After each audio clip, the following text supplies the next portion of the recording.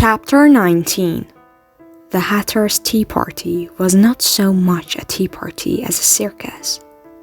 Chairs were constantly swapped and shifted, and whichever guest ended up on Hatter's right was deemed the next performer.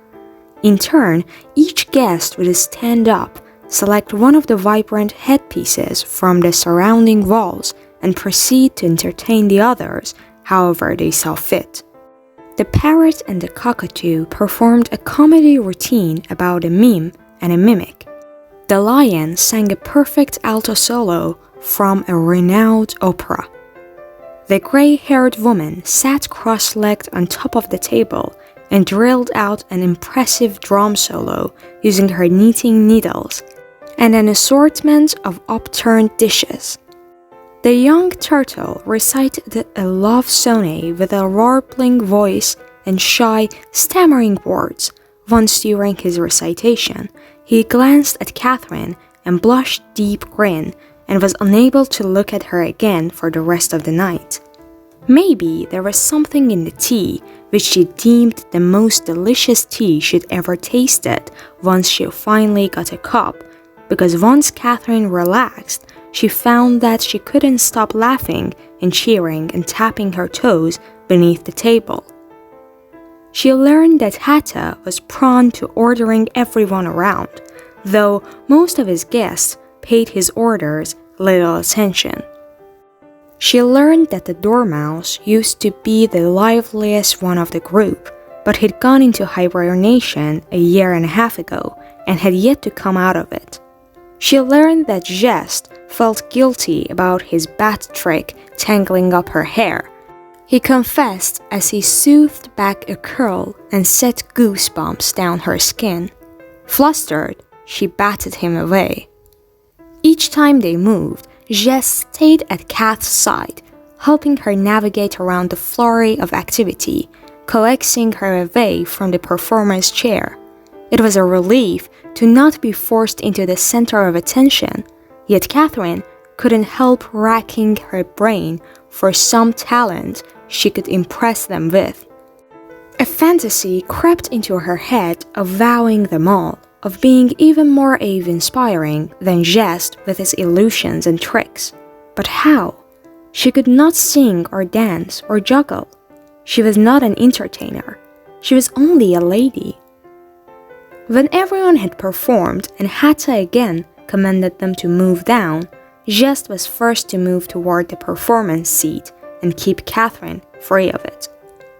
Before he could sit, though, Hatta smacked his cane over the chair's arms. "Patience, my friend. I don't believe we've had the pleasure of seeing anything from your lady yet." Hatta slid his haughty gaze to Catherine. Jest nudged the cane away. "She is here to enjoy our hospitality, not have you turn her into a spectacle." Catherine held Hatta's look, refusing to fidget. Jest rolled his eyes and turned back to Catherine. "Don't let him bully you. I'm happy to perform in your stead, if you'd like." "It's only a little stingy," Hatta interrupted. "To take and take for your own entertainment and offer none of yourself."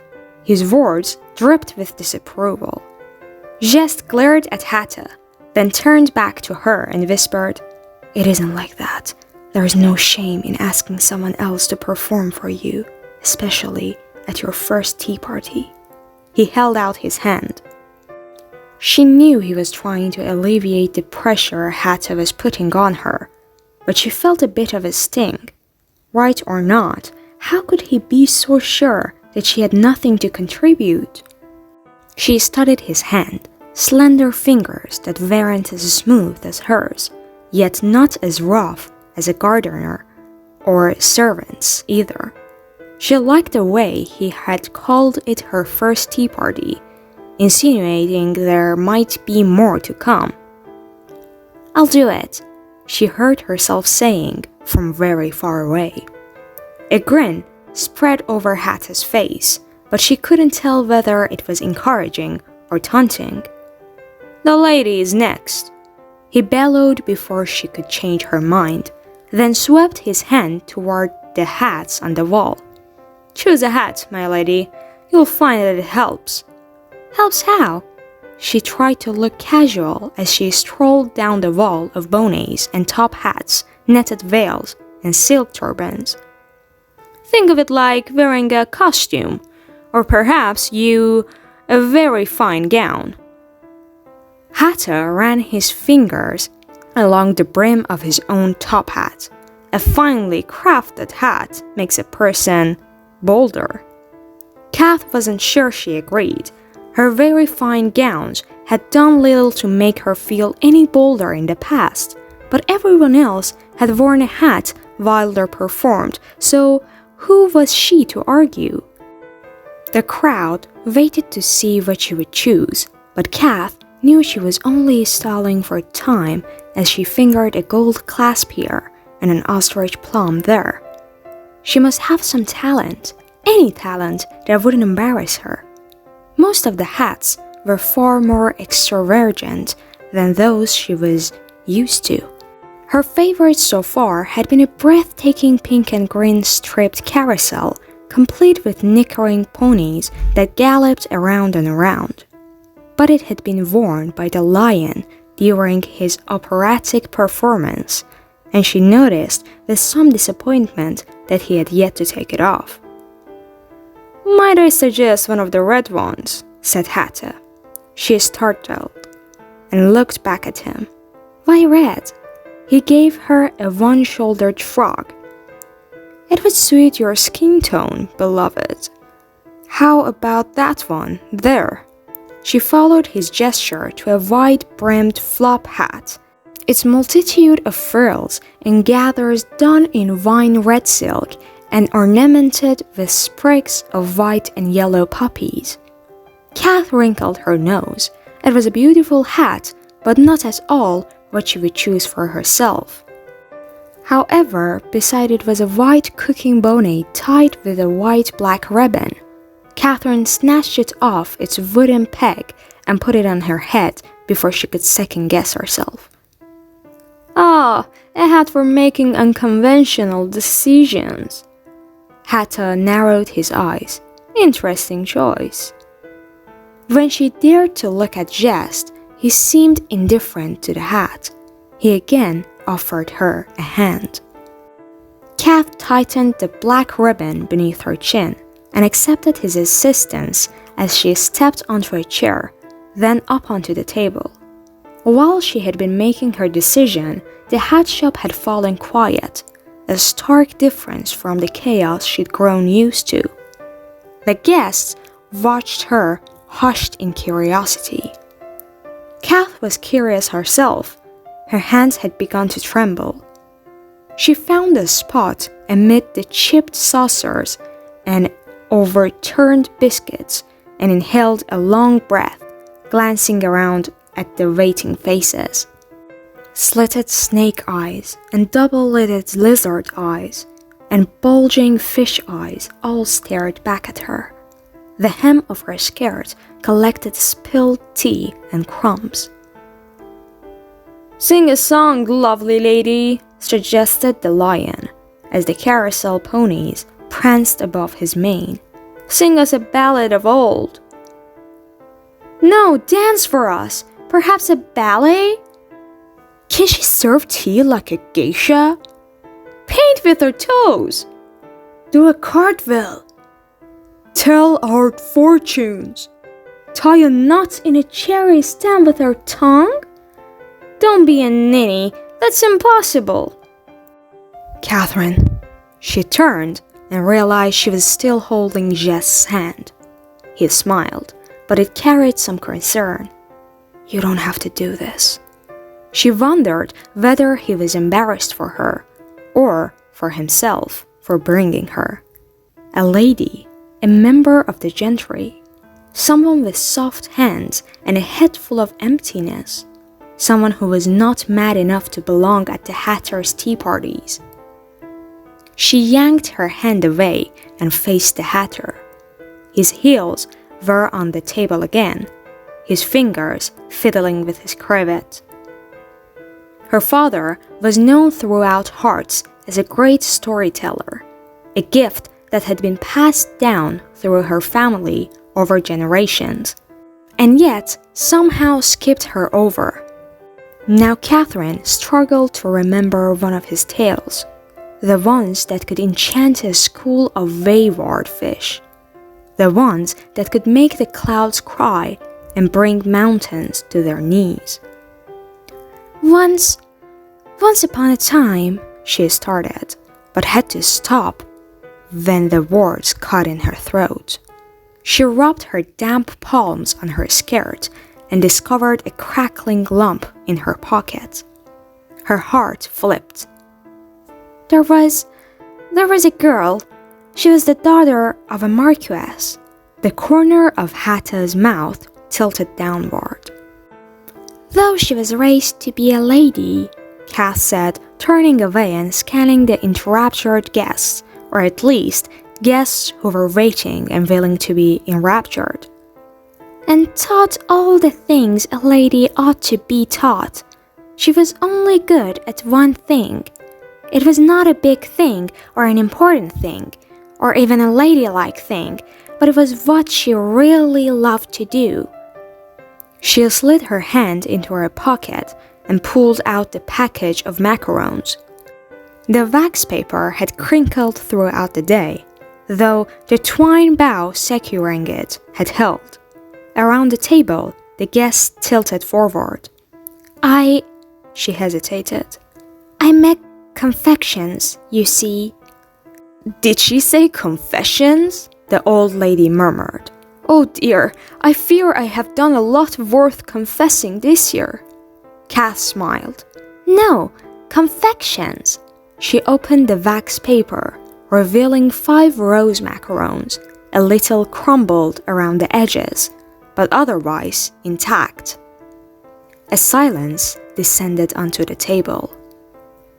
Unconventional indeed, Hatta drawled, brow down with suspicion. But what do they do? Catherine didn't retract her hand. They don't do anything. They won't make you smaller or larger. But I do hope they might make you happier. These were meant to be a gift for the king himself, but I was distracted today. I forgot to give them to him. She dared not to look at Jest. A gift for the king? Hatta said. That does sound promising. He waved his cane at Hare, who reached up and took the macarons out of Kath's palm. Her breath left her in a rush, relieved to have them gone. She was still shaking with nerves. Hare laid the macarons out on a plate and one by one cut the sandwich meringues as neatly as he could. They crumbled and squished under the knife. The crowd gathered close, watching as the buttercream filling oozed and stuck to the paper. Feeling a tug at her skirt, Catherine turned to see Jest holding his hand toward her again. She allowed him to pull her down from the table. You made those? He whispered. Of course I did, she said, and couldn't help adding, and as you'll see, Hatta isn't the only one here who can make marvelous things. His lips quirked. His eyes had a new intensity, like he was trying to figure out a riddle. The pieces of macaron were passed around the table, and even offered to Raven sitting darkly on his bust, though he huffed and turned his head away. Catherine and Jest were given the last 2 bites, leaving a pool of flaky almond meringue crumbs and a smeared buttercream behind. Hatta stood and raised his piece into the air. A toast to Lady Pinkerton, the finest lady to ever grace our table. Cheers resounded throughout the shop, but died out as they started to eat. Catherine listened to the licking of fingers and sucking of teeth. Jest's eyes settled on her again, shining like candlelight. A finger caught between his lips. He blinked in surprise. Kath beamed and placed her own sample on her tongue. The macaron was sweet and decadent and smooth, with just a tiny crunch from the meringue and a subtle, floral moment from the distilled rosewater, all mixing together into one perfect bite. She listened to the gasps and moans, the crinkle of parchment paper as someone scooped up the buttercream that had gotten missed. This was why she enjoyed baking. A good dessert could make her feel like she'd created joy at the tips of her fingers. Suddenly, the people around the table were no longer strangers. They were friends and confidants, and she was sharing with them her magic. "Well done, Lady Pinkerton," buzzed the bumblebee. Then there was a round of huzzas bouncing up and down the table. In the renewed chaos, the dormouse awoke and looked sleepily around the room. Someone had left a crumb on his plate, which he popped into his mouth without hesitation. He chewed and swallowed, grinned dreamily, and returned to his nap, still licking his lips. The Hatter alone was not cheering. Rather, he had tilted back in his chair and covered his face with his hat. Kath's elation received a momentary chink, a notch of rejection. But then Hatter lowered the hat and she saw that he was smiling, and his smile was heart-thumpingly open, honest, and beautiful. His lavender eyes sparkled as they found her, then shifted to jest. "Fine, fine," he said, holding a hand up in surrender. "I suppose I will allow her to stay." Kath dipped into a curtsy, still flushed with success. "You're too gracious, Hat." The shop suddenly rocked. She slipped, toppling into Jest, whose arms encircled her. The guests gasped and scrambled to gain their balance. Something clumped on the roof, followed by scratching, like talons scrabbling for purchase.